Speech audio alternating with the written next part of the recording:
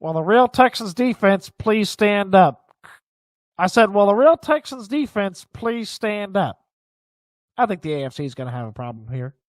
Welcome into the channel. I'm Cody Stoots. Let's talk some Texans. Shout out to Eminem. Will the real Slim Shady please stand up?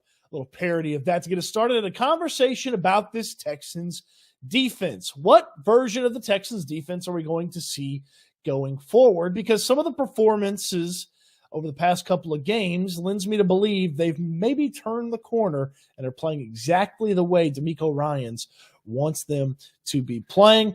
Let's talk about it. Get live in the comment section. Throw me a thumbs up on the video and subscribe to the channel if you haven't already. This Texans defense has had some pretty good success here over the past couple weeks, and certainly on Sunday, they paid back a little bit of the debt that they had acquired for the offense over the course of the season. You think back to the hole that the defense put the team in the Indianapolis Colts game, the finish to the Atlanta Falcons game where you just had to keep Desmond Ridder from putting the Falcons in field goal range, the finish to the Carolina Panthers game, which was, again, an underperforming offense that you had to keep out of field goal range.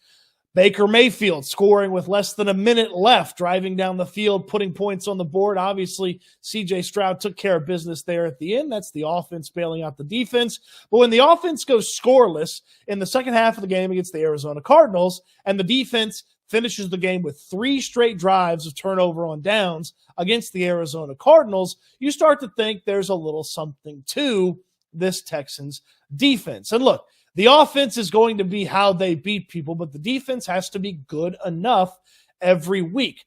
Portions of the season, they've been that bend, don't break defense. Now, I know that that's a term that Nico Ryans kind of hates.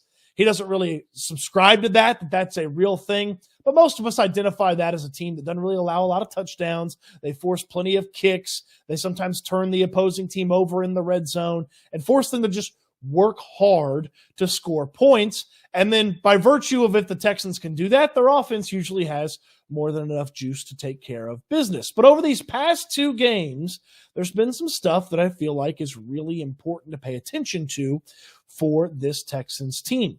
Over the past 2 games, they've only allowed 30 points when the opposing team has gotten the ball in a normal way. What is a normal way? A punt or a kickoff. A normal way is that. An unnormal way, or an abnormal way, I guess is the better way to say it, would be off of an interception or off of a missed field goal. Matt Amendola missed a field goal. The Cardinals were able to put points on the board on the ensuing drive. C.J. Stroud threw an interception. It was nearly a pick six. The Bengals are able to put 7 points on the board on the ensuing drive. So when you think about that, just 30 points over the past 2 games, when the opposing team's offense gets the ball in a normal way, it's 15 points a game. Heck, even if you don't want to count the field goal aspect of it, it's still only 18 points a game when the offense doesn't make a big back-breaking mistake and put the defense in a tough spot. 18 points a game isn't great, but it would be top 10 in the league right now. It'd be better than the season average for the Texans. And when you think about 18 points a game, that's a pretty good way to go about thinking about what the defense needs to achieve on a week-in, week-out basis. And the offense certainly, you would hope, can put 21 points on the board, 24 points on the board, and help you out and take care of business. So if this defense is indeed closer to the team that gave Joe Burrow fits for what felt like 2.5 quarters of football, that made Kyler Murray's life a living hell on Sunday outside of just a handful of drives, if that's the defense the Texans are right now and are going to be going forward, that's a really dangerous team in not just the AFC South, but in the AFC. We'll find out how dangerous it is in the AFC South on Sunday when the Jaguars are coming to town, but in the overall landscape of the AFC. Because if you can give the opposing quarterback fits for most of the game, sure, it's the AFC and it's the way that the game is played right now. It's good quarterbacking and it's quarterback friendly. Teams are going to score points. You don't really pitch shutouts. You don't have incredible super low points per game numbers in the way that the NFL is operated now. But if you keep opposing teams 15, 18, 20 points a game and your offense is able to put up 21, 24, 27 points a game, obviously you're going to win a good majority of the games that you're going against. And you start thinking ahead about the playoffs. There's that P word, playoffs. You start thinking about that and some of the good quarterbacks that you could play in the playoffs. you're going to need to have this solid defense. So it really feels to me like the defense has turned a corner.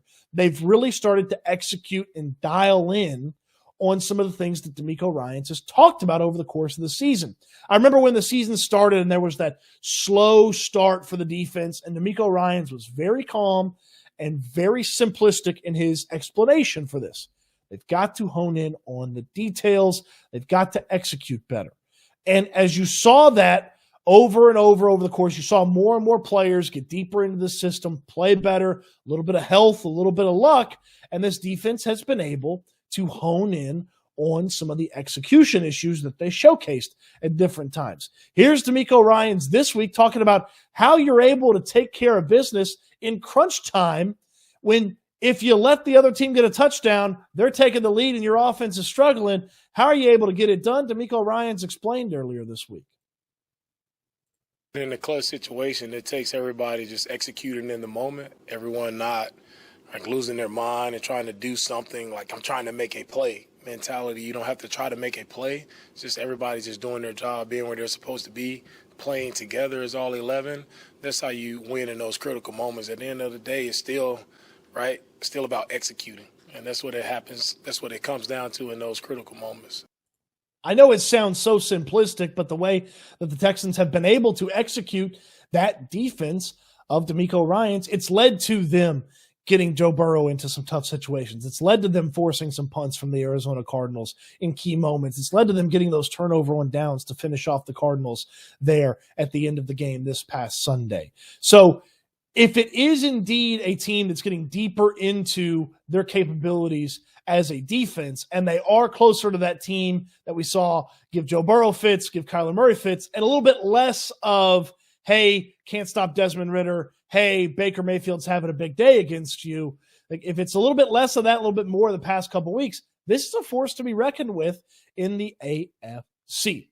A couple of the reasons for the execution being a little bit better is the linebacker play, which is so important for this team. I know the front seven is super important, and it sort of sets the tone for everything. But these linebackers have had tough tasks the past couple of weeks, and this linebacking group has been banged up for the past couple of weeks. You got guys playing new positions, different positions, and it's working and clicking. We'll talk about two linebackers specifically that have stood out and helped this defense really settle in over the past couple of games. The first one, how about Mr. 19 tackles coming out of the Cardinals game? He's already won AFC Defensive Player of the Week once. My goodness, how does he not get in the conversation for another one? DeMeco Ryans, what have you made of Blake Cashman so far this season? Did a really good job for us.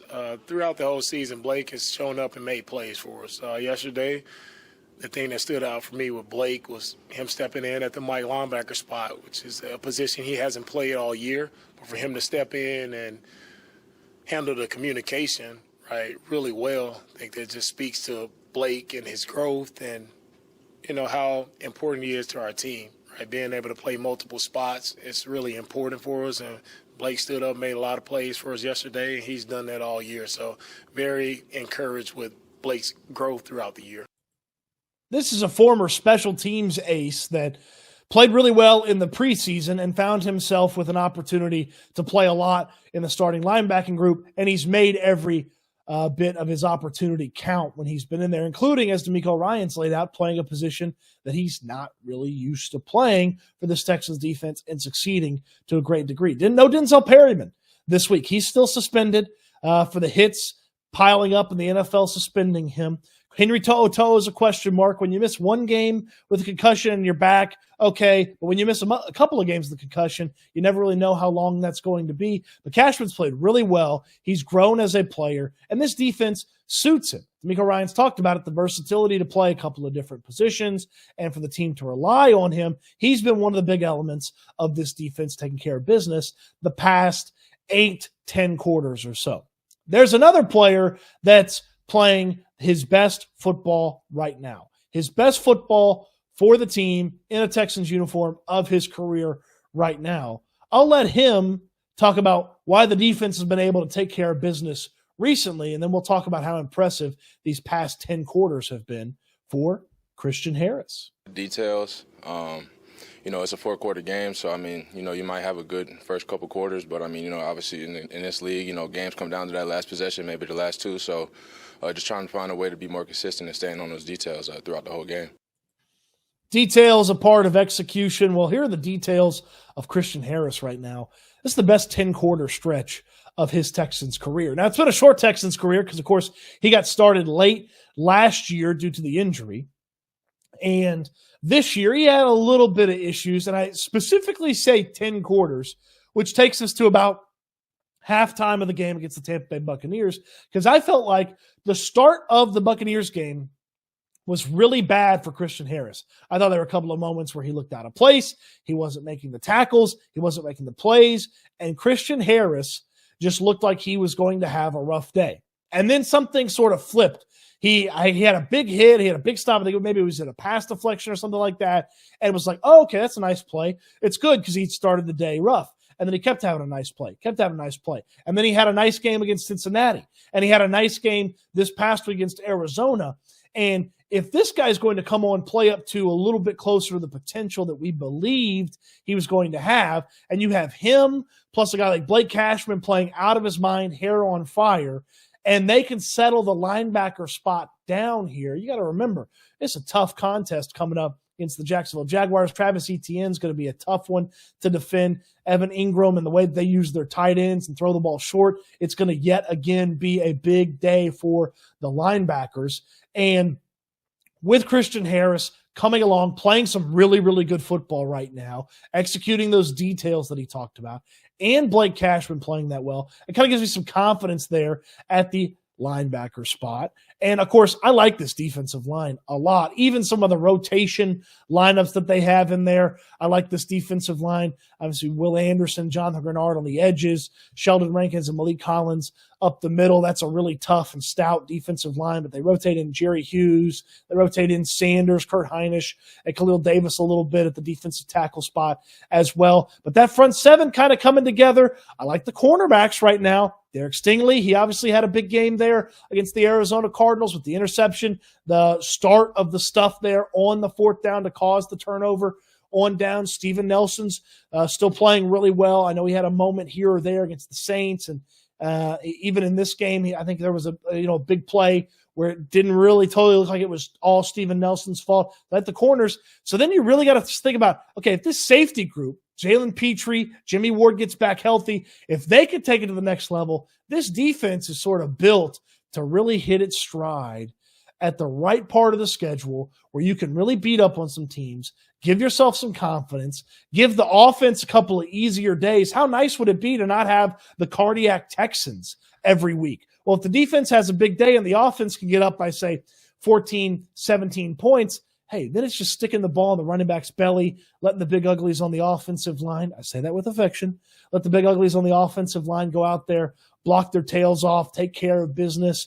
Man, you could run out the clock. You could sort of bleed teams down there in the latter part of a game. Wouldn't that be nice for a couple of weeks? It certainly would give the ticker over here a little bit of a break, and I know it'd give you a little bit of a break at home as well watching this team. So I really feel like this defense is starting to hit its stride, and it's a great test to find out if I'm right or if it's a little bit of 8 quarters of fool's gold here, and it's a lot closer to Tampa and Atlanta and some of the issues that they've had from the defense in the past, or if they've hit their stride. It's a tough test with Trevor Lawrence. Looks like Calvin Ridley's getting going again, and what the Jacksonville Jaguars bring to town in a really important matchup. The winner is going to be in the inside track to win the AFC South crown.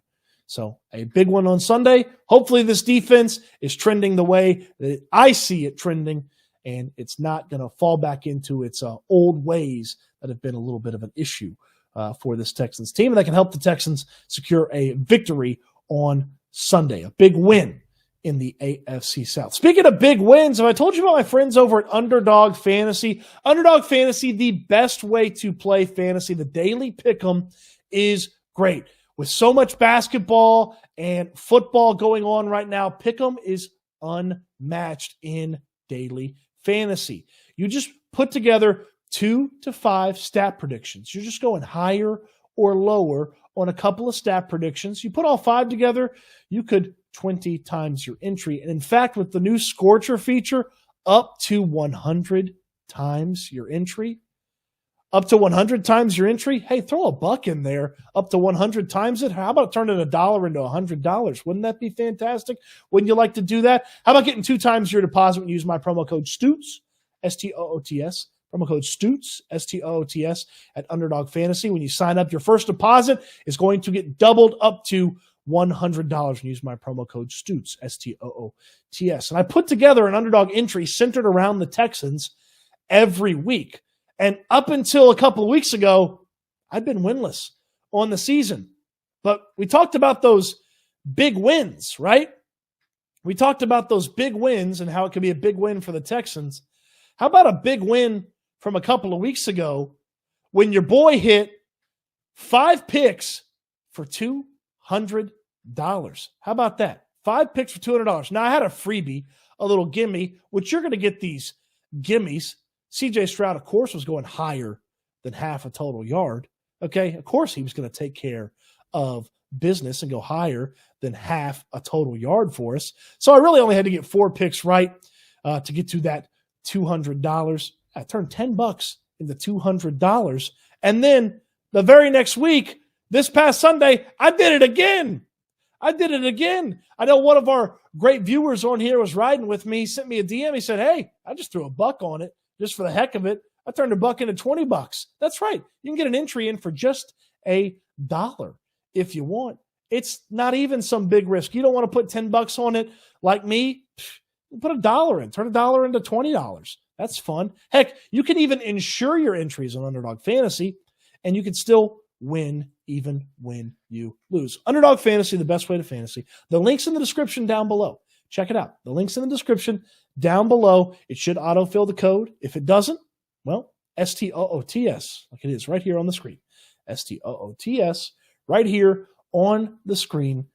Your first deposit doubled up to $100, and you'll get some fantastic pick'em options exclusive to those new users. Like it could be you. Could be you getting that next 20 times or even more with the Scorcher. Of course, always please game responsibly. Check out Underdog Fantasy. They support the channel. We'd love to support them. And of course, you can support them by winning some money off of them.